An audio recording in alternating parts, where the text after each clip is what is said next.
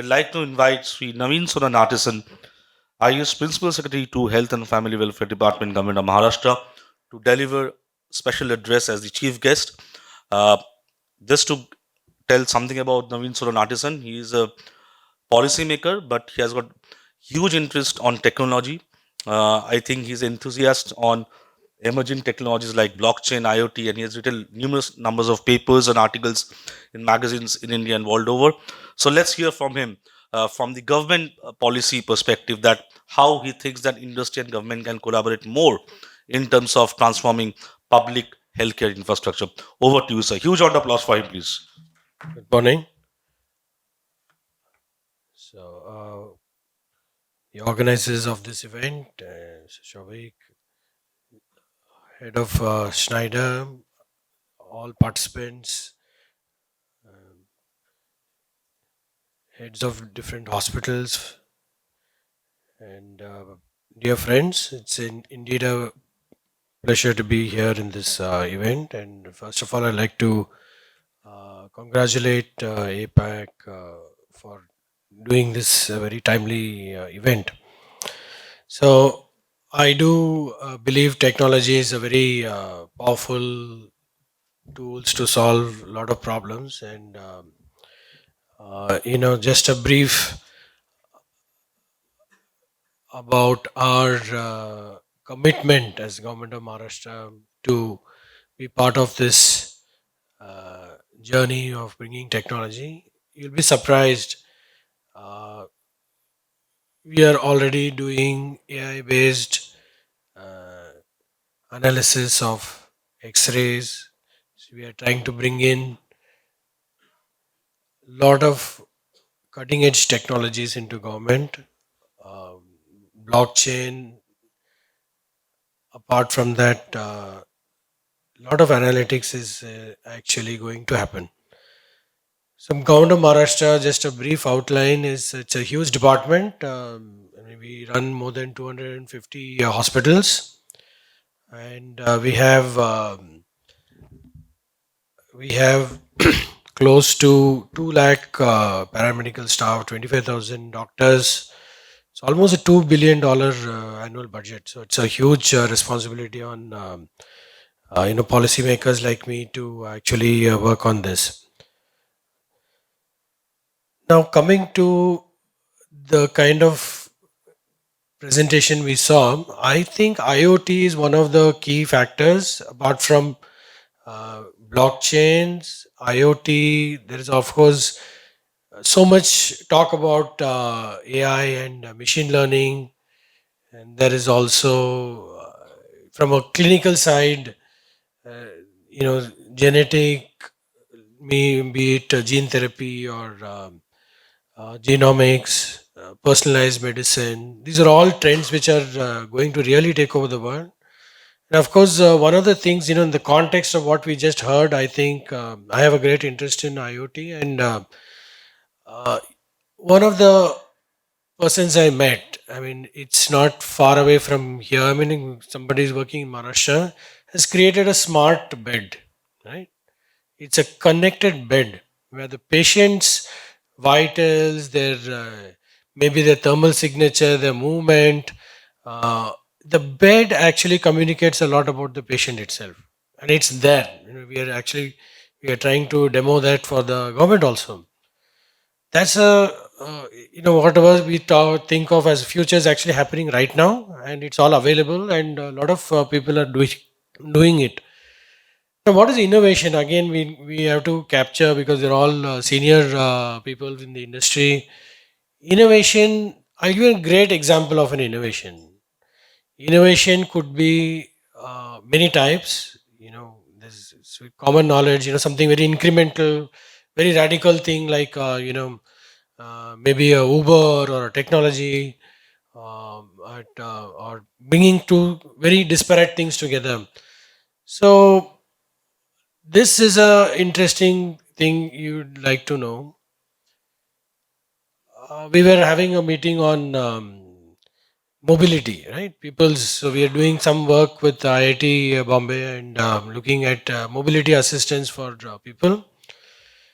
And it so happens, my kid, who's a big fan of Marvel movies, like all kids of this age, was showing me some motion capture, how the films are made. And it kind of struck me like, okay, you got motion capture where they put markers, and there's a camera which captures the joints and the markers and the movement of the person. In fact, they put a lot of markers on even the face, so facial capture. If you've seen films like Avatar and so on, so the people's expressions are captured. So I thought that's a great idea to look at people's mobility. So I just googled it, and lo and behold, Singapore has already done that. Okay, so they have taken motion capture and they have put it on people who need mobility support, accident victims, people with Parkinson's, spine problems, and so on. That is, I think, the spirit of innovation. You take something. This I think is really. We did not hunt for new technologies. Technology is everywhere. It takes that click, that eureka moment to see the connect, and you will probably jump so many levels in doing that. And similarly, IoT is a very powerful device. I don't know how much people are aware. In the common meme world, all these words are so common to us. AI, ML, but there's a lot inside. There's a lot inside. So IoT doesn't mean uh, uh, your small. It's not your smartphone, right? It's not your smartphone. It's beyond that. I mean, it's not going to run on your TCP/IP protocol, which our computers run on. There's something called a constraint application protocol, and so on. So these are very, very small. There are billions of them. So one of the key things I think, apart from the building management part we heard, is the variables itself. Right, patients of the future are going to be sent home with a lot of variables, and it may be a ring, it may be a watch, it may be spectacles, right? So which will give continuous stream of data about the patient. In fact, we are talking to a lot of international players in different governments. So we are working on a MOU with government of Sweden, Singapore, Australia, and so on. So one of the technology providers had a video analytics solution. What is that? To capture all the patients who are in the IPD and just do video analytics on them. Are they too still? Right? Are they too still? Are they not moving? So maybe that's a problem. Are they moving too much? Could be a problem. How is their sleep? So if you put a video analytics team on this room, they'll be able to tell each of our pulse rate, because the AI models can see lot more information from the vision. So they see the microscopic movement of our body, and they deduce the pulse rate by just looking at you. Yeah? They can do that now. So the sky is the limit. And iris scan. I am told, I was in a panel with Google team, head of Google Health. So Google Health is doing some crazy things. They have run iris scans through AI models, and they mapped it to diseases. Now iris scan can predict uh, diseases beyond imagination. You can look at your iris scan, and they can tell you what all diseases you have or you're likely to have. So there is no limit to technology. And hospital management, coming to the last part of uh, technology and hospital management, I think connected devices is it's a great thing. And we are not really even scratch the surface of this. Imagine the simplest thing is like your pharmacy places orders for you, right? Your stock room doesn't alert you to replenish the stock, but your stock room orders for you. That is like, if you look up the one of the biggest trends of the year, it is IoT based payments. They call the Internet of Payments. So it's not going to have any human intervention. So you enable your, uh, you know, maybe your ICU can order the drugs for you. It's like that. So there's no limit to kind of thing. And from a policy perspective, now the challenges are immense. We have the digital mission. A lot of us know about that. But data security and consent of people's personal information is a very key factor. And different standards are there. So we are trying to merge all the different standards of health data into something meaningful, and making systems talk to each other is a big challenge in government. So data integration is a big challenge. And this divide of artificial divide of public and private healthcare has to go. The patient's journey, we have understood, is not restricted to just one segment. Referrals can be to private, it could be to specialized hospitals within government, or it could be a central government hospital. So interoperability is going to be a huge thing in healthcare. So Ayushman Bharat is actually building that fabric. And again, to people from the major hospitals, my as a person running the digital health mission of Maharashtra, so we would definitely encourage adoption into the ABDM platform, and ask for the ABA number of all your patients. When you do your patient registration, simplest thing is to ask for a ABA number. Otherwise, generate it in your own hospital. This would pave the future for bringing all the patients together. And of course, we are also doing a huge thing on fire safety. Patient safety is a huge thing for WHO, including wrong medicine, wrong diagnosis, adverse events, physical infrastructural events. So the idea is healthcare should not be a reactive uh, industry. It should be more preventive, and by keeping people more healthy, overall the economic dividends are huge. I think we're all in this for the ultimate welfare of the patient. In fact, the vision of the Honorable Prime Minister of this year's, is the ease of living, ease of healthcare. So, is it affordable? Is it accessible? Is it seamless? How can we reduce the out-of-pocket expenditure of people from a policy perspective?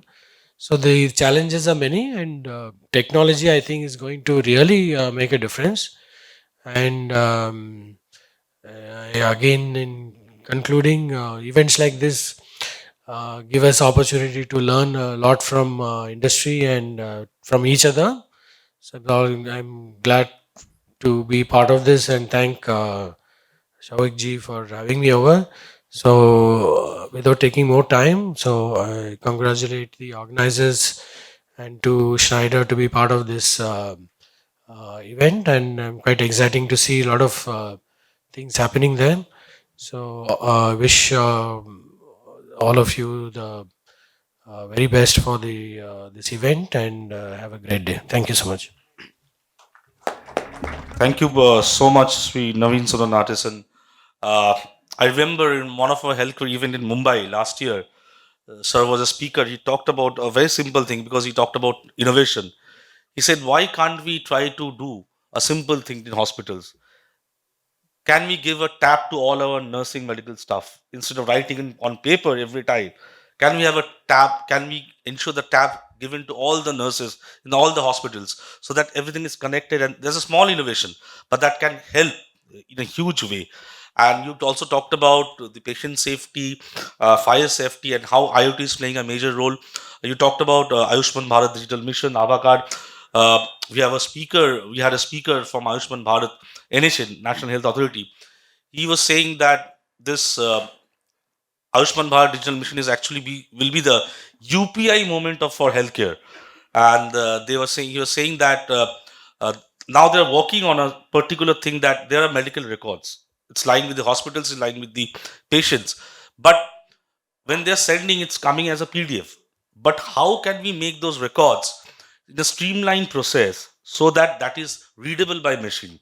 So they are working on that. That's again an innovation, and they're asking for industry partnership in that aspect as well. Because you talked about ABDA for Maharashtra, so I just thought to touch base upon that. Thank you so much. With this, can you have a huge round of applause for chief guest address for this exciting speech and insightful analysis of how Maharashtra healthcare is working. Almost $2 billion budget, 250 plus hospitals.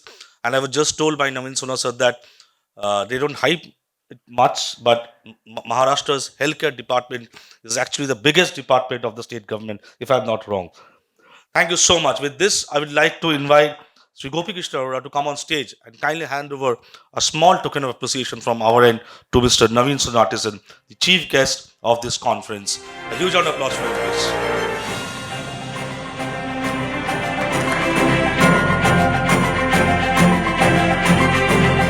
That was the inaugural session of the 8th edition of APAC HealthTech Innovation Conclave.